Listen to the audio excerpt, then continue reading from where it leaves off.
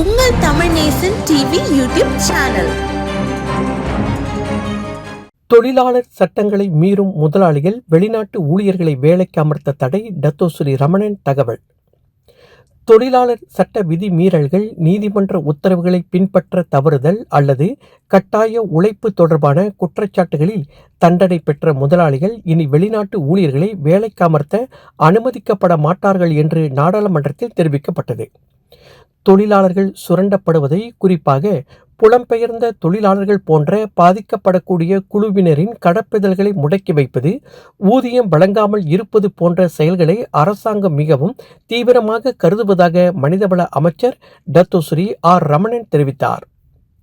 இத்தகைய நடைமுறைகளை ஒழிக்க வெளிநாட்டு தொழிலாளர்களின் பாதுகாப்பை வலுப்படுத்துவதற்கு தனது அமைச்சகம் முன்னெச்சரிக்கை நடவடிக்கைகளை தொடர்ந்து எடுத்து வருவதாக அவர் கூறினார். இது தொடர்பாக 1955ஆம் ஆண்டு தொழிலாளர் சட்டத்தின் சட்டம் 265 பிரிவு 60K-யின் கீழ் வெளிநாட்டு ஊழியர்களை வேலைக்கு அமர்த்துவதற்கான கடுமையான நிபந்தனைகளை அரசாங்கம் விதித்துள்ளது. இதில் சட்ட விதிகளை மீறும் முதலாளிகள் மீது வழக்கு தொடர்வதும் அடங்கும்.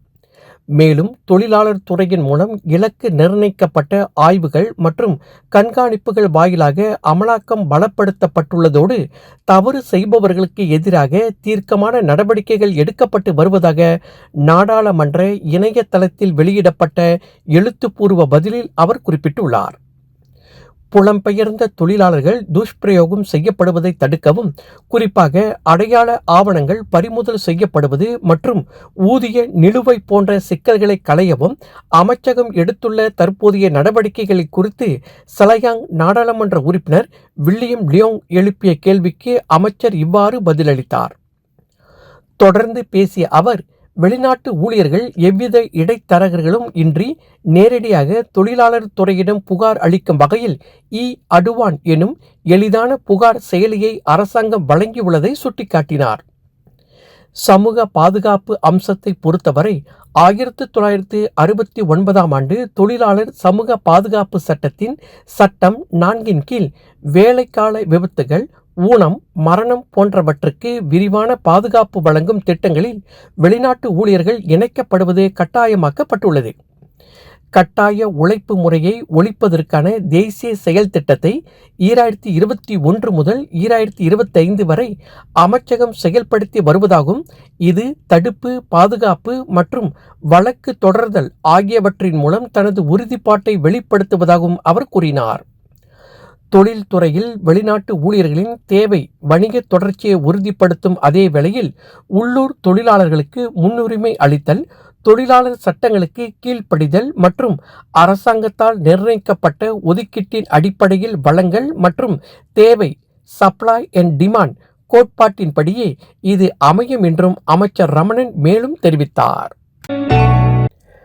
ஸ்லங்கூர் மாநிலத்தில் உள்ள ஆலயங்களை ஒருமுகப்படுத்தும் பொருட்டு மாநில அரசு சார்பில் மாபெரும் கருத்தரங்கு இவ்வாண்டு நடைபெறும் என்று மாநில ஆட்சிக்குழு உறுப்பினர் வி பாப்பா ராயுடு தெரிவித்தார்.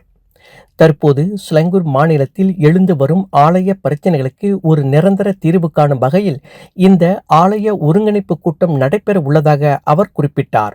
பந்திங் நகரில் வீட்டிற்கும் ஸ்ரீ மகா மாரியம்மன் ஆலய மகா கும்பாபிஷேகத்தில் கலந்து கொண்ட பிறகு நடைபெற்ற ஊடகத்திற்கு வழங்கிய பேட்டியில் இவ்வாறு கூறினார். ஸ்லங்கூர் மாநிலத்தில் தொடர்ச்சியாக ஆலயங்கள் பிரச்சனைகளை எதிர்நோக்கி வருகின்றது. எனவே ஆலய விதிமுறைகளை ஒருங்கிணைந்த நிலைக்கு நாம் கட்டாயம் கொண்டு வந்து அதை அமல்படுத்த அனைத்து ஆலயங்களில் ஒத்துழைப்பு அவசியம் என்பதை கருத்தில் கொண்டு இந்த ஆலய மாநாட்டை நடத்த திட்டமிட்டுள்ளதாக அவர் குறிப்பிட்டார்.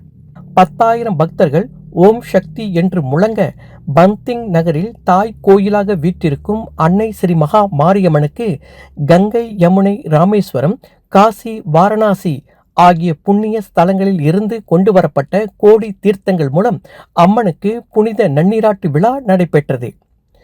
முன்பு பந்திங் தோட்டமாக இருந்த இப்பகுதியில் ஒரு சிறு கொட்டகையில் அம்மனை வைத்து வழிபட்டு வந்த தோட்ட தொழிலாளர்கள் கால ஓட்டத்தில் இத்தோட்டம் மேம்பாட்டுக்கு எடுத்துக்கொண்ட போது முன்னாள் தோட்ட தொழிலாளர்களின் பிள்ளைகள் மற்றும் பல அன்பர்களின் ஒத்துழைப்பால் தற்போதைய நிர்வாகம் தலைமையில் இந்த ஆலயம் நிர்வகித்து வருவதாக ஆலய தலைவர் குமார் தெரிவித்தார். 110 ஆண்டுகால பழமையான இந்த ஆலயத்தில் இது 2வது மகா கும்பாபிஷேகம் என்பதோடு கும்பாபிஷேகத்திற்கு சுமார் 8 லட்சம் வெள்ளி செலவானதாக அவர் குறிப்பிட்டார். நம்ம Hare Krishna Men's Choice in the 14th March 10 AM onwards Brickfield Central Suite grand opening வச்சிருக்காங்க. நீங்க கண்டிப்பா வர மறந்துடாதீங்க. ஓகே? ஐயோ ஒன்னும் ப்ரொமோஷன் முடியல, வாங்க இன்னும் நான் உங்களுக்கு காட்டுறதுக்கு நிறைய இருக்கு. மேல கிராண்ட் ஓப்பனிங் முடிச்சுட்டு அப்புறம் என்ன நம்ம லேடிஸ்க்கு நம்ம பார்ட்டி ஆரம்பிப்போம். வாங்க. கிரவுண்ட் ஃப்ளோர்ல இருக்கிற நம்ம ஹரே கிருஷ்ணா பிரீமியமான ரொம்ப அழகான கலெக்ஷன்ஸ் நம்ம லேடிஸ்க்காக இருக்கு. லேடிஸ்க்கு மட்டும் இல்லாம நம்மளோட கிட்ஸ் குழந்தைங்களுக்கான வித்தியாசமான கியூட்டா விண்டேஜ் அவுட்ஃபிட்ஸும் இப்போ இங்கெல்லாம் கிடைக்கும். ஸோ மறக்காம இந்த 14 மார்ச் நம்ம Hare Krishna men's choice grand ஓப்பனிங்க்கு நீங்கள் வர மறந்துடாதீங்க. அங்கே போயிட்டு அப்படி கீழே ஒரு பெரிய ஷாப்பிங் போட்டுட்டு என்ஜாய் பண்ணுங்க. ஹரே கிருஷ்ணா டெக்ஸ்டைல்ஸ் கிளாங்லேயும் 4 பிரான்ச்சஸ் இருக்கு. இங்கே மட்டும் இல்லாமல் நீங்கள் கிளாங்லேயும் போய் ஷாப்பிங் பண்ணி ஒரே என்ஜாயாக இருக்கலாம்.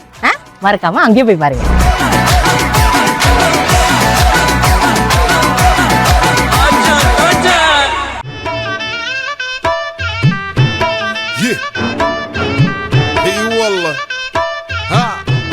புதுசா இருக்கு. ஏய், ஹரே கிருஷ்ணா மேன்ஸ் சாய்ஸா? அல்லாஹ் உள்ள போய் பாப்போம். ஓ, இங்க பாரு ஷர்வானிலாம் இருக்கு. அல்லாமா நல்லா இருக்கு. ஓ, ஜோக்கா இருக்கு.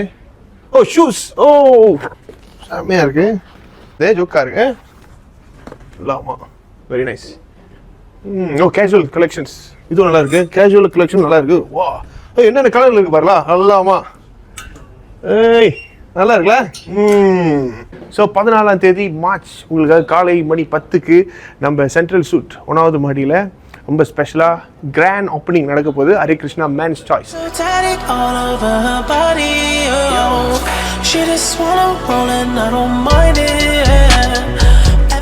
அப்படியே உங்களோட கேர்ள் ஃப்ரெண்ட்ஸ்க்கு வாங்கி கொடுக்கணும்னு நினச்சிங்கன்னா ஹரே கிருஷ்ணாவுடைய லேடிஸ் சாய்ஸ் வந்து கீழே கிரவுண்ட் ஃப்ளோரில் இருக்குது. மறக்காமல் வந்துடுங்க. சிறப்பாக தாரமாக இருக்க போகுது. அண்ட் மற்ற பிரான்ச் எல்லாமே கிளாங் பக்கமாக இருக்குது. So Hare Krishna textile.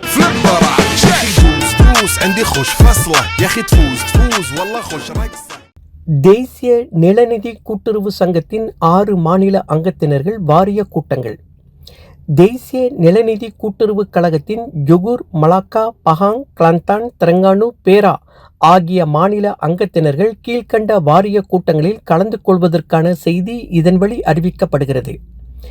தேசிய நிலநிதி கூட்டுறவு சங்கத்தின் அங்கத்தினர்களுக்கான வட்டார பொதுக்கூட்டம் மாநில வாரியாக நடைபெறவிருப்பதாக சங்கத்தின் செயலாளர் டத்தோ பா சகாதேவன் அதிகாரப்பூர்வமாக அறிவித்துள்ளார்.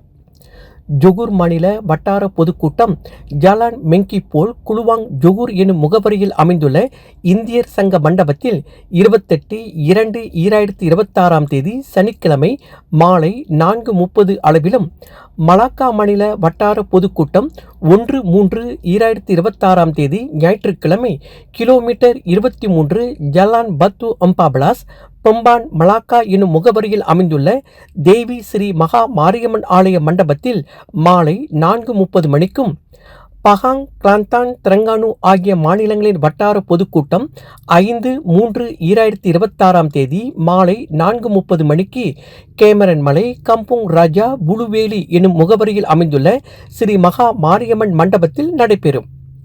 பேரா வட்டார பொதுக்கூட்டம் 6/3/2026 வெள்ளிக்கிழமை மாலை 4:30 மணிக்கு லோட் எண் ஜலான் 489 ஜலான் காம்ப்ளெக்ஸ் சுக்கான் ஈப்போ பேரா எனும் முகவரியில் அமைந்துள்ள மண்டபத்திலும் நடைபெறும்.